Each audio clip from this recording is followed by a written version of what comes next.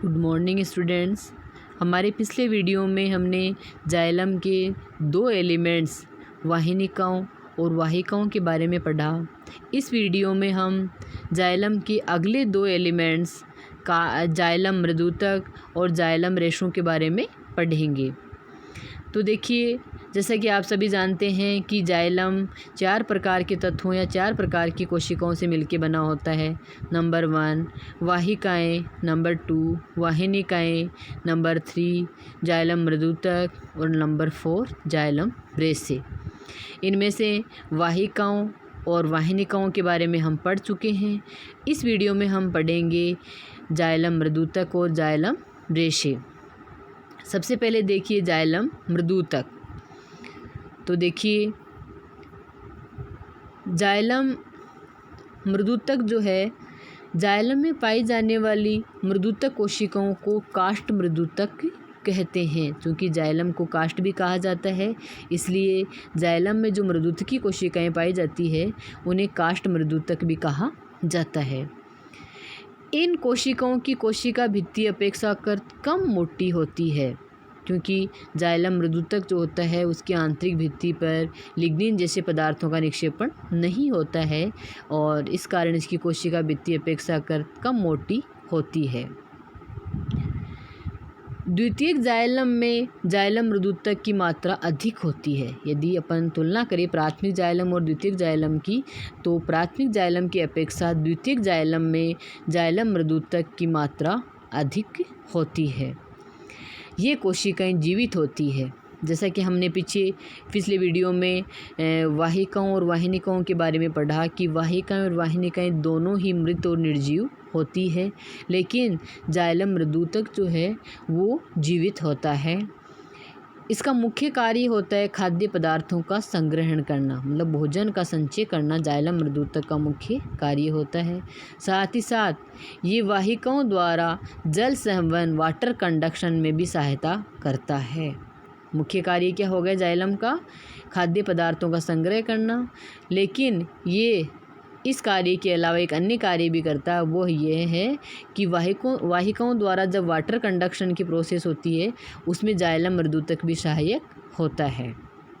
अब देखिए, यहाँ ध्यान देने की बात है कि जाइलम 4 प्रकार की कोशिकाओं से मिलकर बना होता है, जिनमें से केवल जाइलम मृदुतक कोशिकाएं ही जीवित होती है।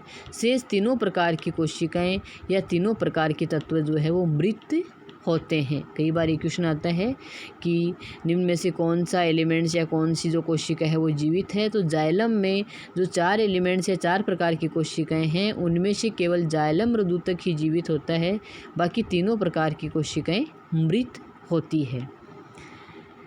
इन कोशिकाओं में सुगंधित तेल और अन्य पदार्थ संचित रहते हैं। नेक्स्ट या चौथा जाइलम का एलिमेंट है काष्ठ तंतु, वुड फाइबर, जिसको जाइलम रेशे भी कहा जाता है। देखो, जाइलम में पाए जाने वाले दृढ़ोतक रेशों को काष्ठ तंतु कहा जाता है। जाइलम में जो दृढ़ोतक से बने हुए रेशे पाए जाते हैं उन्हें काष्ठ तंतु कहा जाता है। और ये काष्ठ तंतु या दृढ़ोतक रेशे हैं वो लंबे, पतले, निर्जीव और सिरों पर क्रमशः संकरे या नुकीले होते हैं। यहाँ देखिए, मैं आपको एक डायग्राम दिखाती हूँ काष्ठ तंतु या जाइलम रेशों का। देखिए, यहाँ पे जो ई में जो डायग्राम है, देखिए ई वाला जो डायग्राम है ये दिखा रहा है काष्ठ तंतु या जो जाइलम रेशे हैं उनको। तो जाइलम रेशे लंबे होते हैं, पतले होते हैं और सिरों पर क्रमशः नुकीले होते हैं। ये वाला डायग्राम और ये वाला डायग्राम जाइलम रेशे है और इनमें देखिए ये लंबे होते हैं, पतले होते हैं, इनके सिरे देखिए क्रमशः नुकीले होते हैं। जैसे जैसे सिरों की तरफ बढ़ते हैं वैसे वैसे ये नुकीले होते जाते हैं। और जाइलम रेशे जो है वो मृत होते हैं। जैसे अपन ने देखा कि वाहिकाएं और वाहिनिकाएं मृत होती है, उन्हीं की भांति जाइलम रेशे या जो काष्ठ तंतु है वो भी मृत होते हैं। इनकी कोशिका भित्ति अत्यंत मोटी और लिग्निन युक्त होती है और ये कोशिका भित्ति के अंदर लिग्निन का इतना ज़्यादा निक्षेपण हो जाता है कि कोशिका के अंदर जो गुहा या ल्यूमन है वो तो बिल्कुल समाप्त ही हो जाती है। दोबारा एक बार देख लेते हैं कि जाइलम रेशे, जिनको काष्ठ तंतु भी कहते हैं, वुड फाइबर्स भी कहा जाता है, जाइलम फाइबर्स भी कहा जाता है, ये लंबे, पतले, निर्जीव और सिरों पर क्रमशः नुकीले और संकरे होते हैं।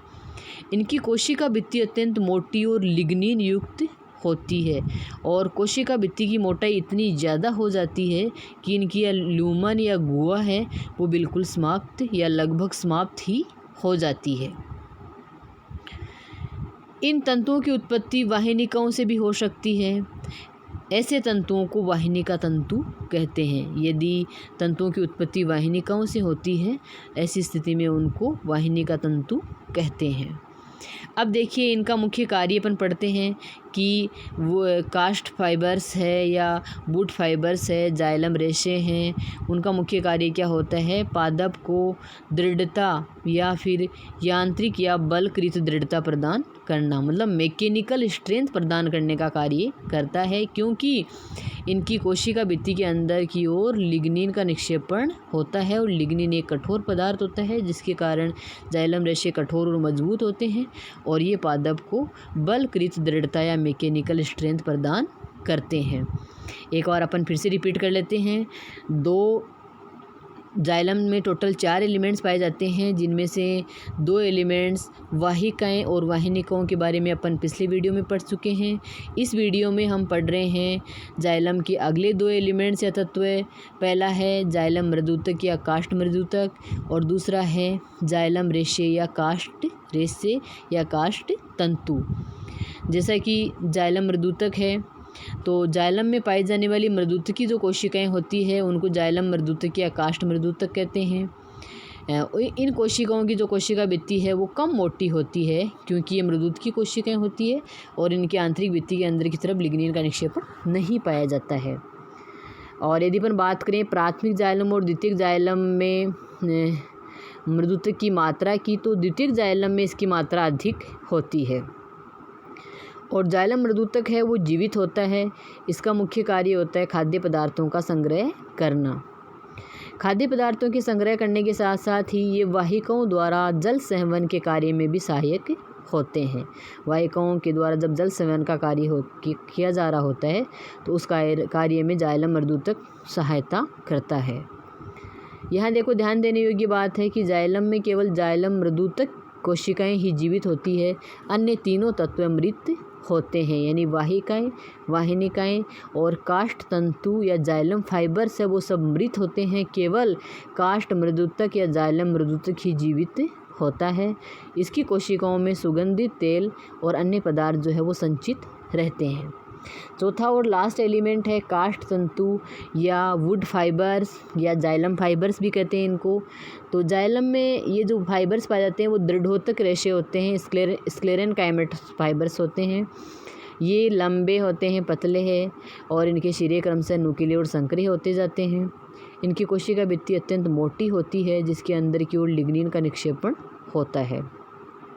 कोशिका भित्ति की मोटाई इतनी ज़्यादा हो जाती है कि कोशिका के अंदर जो ल्यूमन या गुहा होती है वो बिल्कुल या लगभग समाप्त ही हो जाती है। काष्ठ तंतुओं की उत्पत्ति वाहिनिकाओं से भी हो सकती है। तो ऐसे काष्ठ तंतु जिनकी उत्पत्ति वाहिनिकाओं से होती है उनको वाहिनिका तंतु कहा जाता है। इसके बाद में अपन देखते हैं काष्ठ तंतु या जाइलम फाइबर्स का कार्य। तो इनका मुख्य कार्य होता है पादप को मैकेनिकल स्ट्रेंथ या बलकृत दृढ़ता प्रदान करना। इसका कारण है कि काष्ठ रेशे या जाइलम फाइबर्स जो होते हैं उनकी आंतरिक भित्तियों पर लिग्निन का निक्षेपण होता है। लिग्निन एक कठोर पदार्थ होता है जिसके कारण काष्ठ फाइबर्स पादप को मैकेनिकल स्ट्रेंथ प्रदान करते हैं। Thank you.